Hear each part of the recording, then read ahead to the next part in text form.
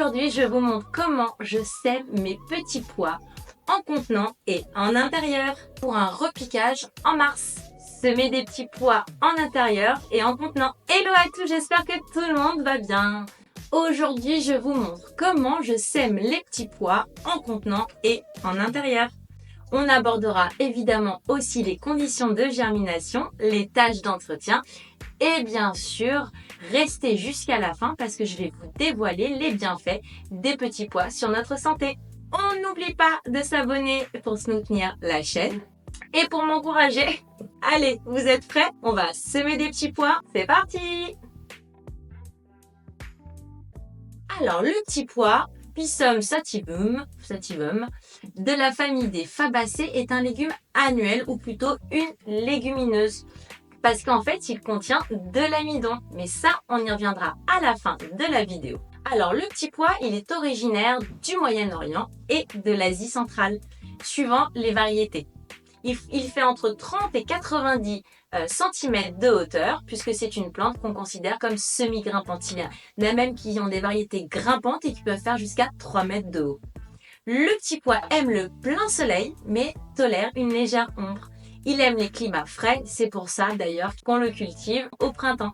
Alors, il est arrivé en France à l'époque de l'Empire romain. D'ailleurs, restez bien jusqu'à la fin car je vous dévoilerai tout un tas d'informations sur le petit pois, dont certaines historiques, et ça en vaut le détour. Alors, normalement, si je semais en pleine terre, par chez moi, je devrais attendre en fait le mois de mars pour faire le semis de petits pois. Mais comme je veux une récolte beaucoup plus précoce, c'est-à-dire plus précoce qu'en mai, je vais commencer la culture du petit pois en contenant en intérieur. Sans oublier que si comme moi, vous avez en fait beaucoup de limaces, ça permet de pouvoir les repiquer au potager à une taille où il est plus facile de pouvoir les protéger. Et surtout à une taille qui intéresse beaucoup moins les limaces parce que les petites plantules de petits pois, c'est le mets favori des limaces. Pourquoi? Parce que les petits pois sont sucrés. Alors, voyons ce que nous avons besoin pour pouvoir semer des petits pois en intérieur. Le matériel nécessaire. Alors, on va avoir besoin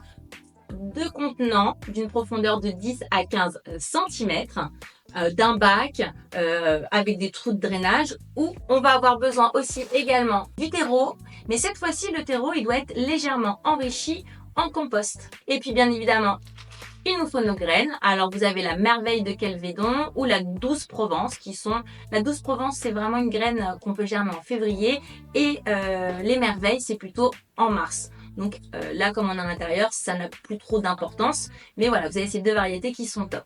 Bien évidemment, on aura besoin d'eau. On aura besoin aussi d'un contenant parce que je vais vous expliquer, il y a une étape préparatoire. Et puis, je pense qu'on n'a rien oublié. Donc là, comme vous le constatez, j'ai récidivé en fait avec mes rouleaux de papier de toilette. Je vais semer donc mes petits pois dedans. J'ai testé en fait l'année dernière et franchement c'était vraiment top, surtout pour le repiquage. Donc on va pas changer une équipe qui gagne. Je recommence avec mes petits rouleaux. Donc le semis de petits pois, il va nécessiter une étape de préparation. Préparer le semis de petits pois. Alors, cette étape est bien évidemment optionnelle. Quand on sème en contenant, il est quand même préférable de s'assurer d'une bonne germination.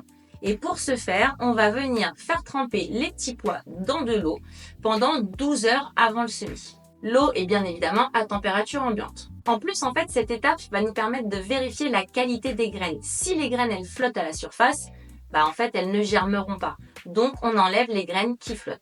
Maintenant qu'on a nos graines qui ont, on va dire, trempé pendant 12 heures, passons à l'action. Le semis de petits pois pas à pas. Alors, on va commencer par remplir les contenants aux 3/4. On va laisser, en fait, on va dire 2 fois la taille de la graine. Alors, on remplit. On évite les gros morceaux, très important.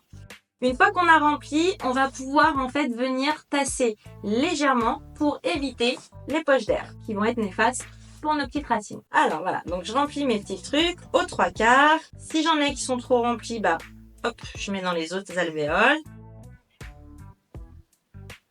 Et voilà, donc j'ai rempli mes petites alvéoles. L'avantage d'avoir fait comme ça, de l'avoir mis dans une barquette, c'est que je vais pouvoir mettre en fait des petites graines entre chaque alvéole. Donc comme ça me fait un endroit supplémentaire pour mettre des graines. Donc je vais mettre 2 graines par alvéole. parce que en fait après il n'y aura pas assez d'espace pour que les graines puissent se développer, parce que quand même ils ont beaucoup de racines les petits pois, donc j'en mets que 2 maximum. Et du coup je vais pouvoir venir en mettre entre chaque petite alvéole, ça va me créer une mini alvéole. Donc voilà, le contenant est fait, on n'a plus qu'à semer les graines.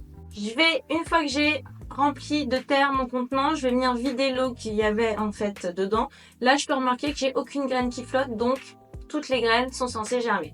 Donc je vais venir retirer l'eau et je vais venir humidifier mes petites alvéoles sans en mettre partout. Ça c'est pas gagné. Alors déjà ça me permet de pouvoir récupérer les graines, parce que comme le pot était rempli, si je mets ma main poussée d'Archimède, l'eau va déborder. Donc là hop, je peux récupérer plus facilement les graines. Donc je vais venir en mettre 2. Je vais essayer de les éloigner de manière à ce qu'elles puissent quand même avoir assez d'espace pour se développer.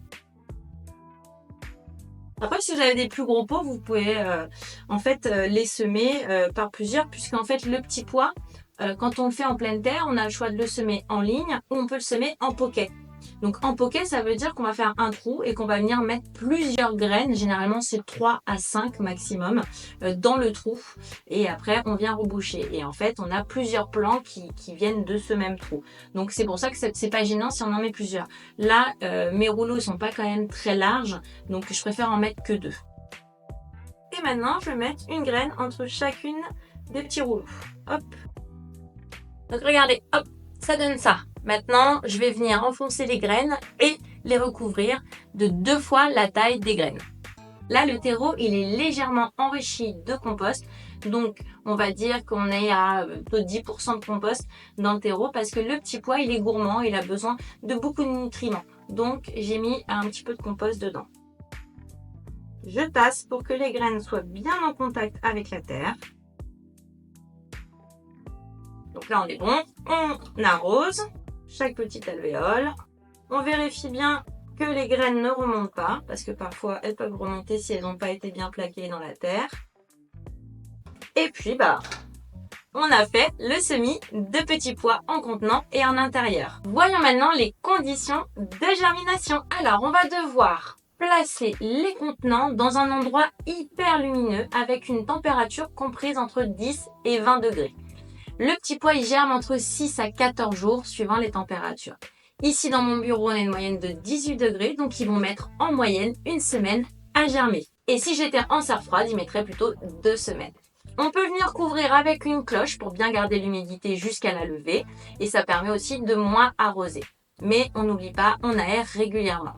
Alors attention, s'il y a trop d'humidité avec les petits pois, ils pourrissent. Donc le terreau ne doit pas être détrempé. L'entretien des semis. Alors le petit pois n'est pas difficile à entretenir, bien au contraire. Il faut juste veiller à lui donner de l'eau, mais pas trop. Et qu'il ait bien évidemment de la lumière. Et il a besoin, lui, de 6 heures de lumière en moyenne. Donc vraiment le petit pois, il n'est pas exigeant.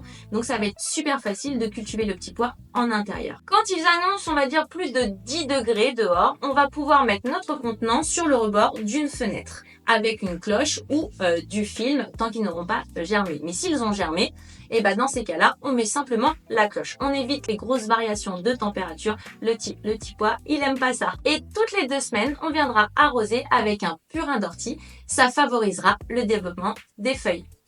Quand les plants auront atteint 10 cm, on pourra leur mettre des petits tuteurs pour les aider à bien guider la croissance et éviter en fait qu'ils ne s'en mêlent ou qu'ils ne soient en contact avec le terreau. On pourra les repiquer au potager 4 à 6 semaines après la levée. Bien sûr, il faut que les plants aient atteint 15 cm et au minimum qu'ils aient 4 à 6 vraies feuilles. À ce stade, effectivement, les plants pourront supporter des gelées légères, à savoir environ -3 degrés maximum.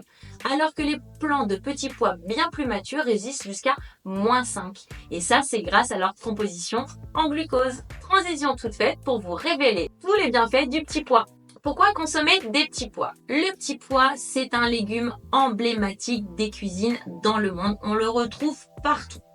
Les premières cultures de petits pois remontent à plus de 10 000 ans, à l'époque du néolithique, dans les régions comme la Turquie et la Syrie. Il arrive donc en Europe sous l'Empire romain. Au Moyen-Âge, le petit pois était un aliment, on va dire, de base pour les populations européennes. Et on le consommait principalement sec. Oui, oui, ils le consommaient sec. Ils le broyaient et soit ils le rajoutaient dans le ragoût, soit ils leur donnaient une consistance avec de l'eau pour faire une espèce de galette. Voire même des petits biscuits secs. Mais c'est à la Renaissance que le petit pois est devenu populaire en tant que légume frais. Et au XVIIe siècle, notamment grâce à Louis XIV, les petits pois sont devenus des mets de luxe. Louis XIV adorait les petits pois, il en mangeait tout le temps. Et donc à cette époque, seuls les riches pouvaient manger des petits pois. Et quand on arrivait à récupérer des graines de petits pois, son statut social pouvait évoluer. Imaginez ça, la graine de petits pois qui vous fait évoluer socialement. Donc c'est fou de se dire qu'à cette époque-là, le petit pois, on pouvait perdre sa vie pour des graines de petits pois et que ceux qui arrivaient à récupérer ces graines, devenaient extrêmement riches par la suite. Alors, du coup, le petit pois, aujourd'hui, on le consomme partout, sur toute la planète et toute l'année. Car on peut le conserver très longtemps. Vous pouvez le conserver en surgelé, en conserve, en sec, et il est accessible vraiment en termes de prix, et encore plus si on le cultive chez soi. Saviez-vous que les pois mange-tout sont en fait des petits pois qu'on récolte à un stade très précoce? Donc vous pouvez vous faire des poêlés de petits pois et de mange-tout. En termes de nutrition, le petit pois est une légumineuse grâce à sa richesse en amidon. Il est plus vu comme un féculent qu'un légume du point de vue nutritionnel. Et malgré son goût sucré, sa teneur en sucre est très faible. Les petits pois sont une excellente source de protéines végétales, idéales pour compléter les alimentations végétariennes. Ils contiennent une grande quantité, vraiment une quantité élevée de fibres qui va favoriser une bonne digestion et contribuer à la sensation de satiété. C'est donc un légume, une légumineuse idéale dans le cadre de la perte de poids. Le petit pois a une teneur notable en manganèse en comblant 15% des besoins journaliers. On va avoir aussi 15% des besoins journaliers comblés en phosphore et 14% en cuivre. Et les autres minéraux représentent globalement 10% des besoins. Les petits pois sont source de vitamine B9, une quantité notable en vitamine C, environ 12% des besoins journaliers, et vous retrouvez aussi de la vitamine K1 pour environ 13%, de la vitamine B1 pour combler 10% de nos besoins. Le petit pois aide à réguler le transit, à prévenir la constipation. Ces fibres solubles vont nourrir les bonnes bactéries de votre intestin, favorisant du coup un microbiote équilibré. Il est faible en FODMAP et donc toléré par la plupart des systèmes digestifs, même ceux qui ont l'intestin irritable. Hors crise, bien évidemment. Le petit pois soutient aussi le système cardiovasculaire en réduisant le mauvais cholestérol grâce à ses fibres et à sa teneur en potassium et magnésium. Parce que le potassium et le magnésium vont aider à maintenir une bonne pression artérielle. La vitamine C et les polyphénols vont réduire le stress oxydatif des cellules et donc protéger les cellules de notre cœur. Ils aident également à réduire les inflammations et jouent un rôle dans la prévention des maladies chroniques. Ils favorisent une bonne santé des os en les rendant plus solides et ils aident à la régénérescence des os grâce à une teneur en protéines assez élevée. Ils favorisent l'énergie et la concentration et aident à stabiliser la glycémie avec un index glycémique faible. Et les fibres, bien évidemment, toujours elles ralentissent l'absorption du sucre dans le sang. Et enfin, le petit pois est bon pour la santé de la peau et des cheveux. La vitamine C va stimuler la production de collagène et de zinc.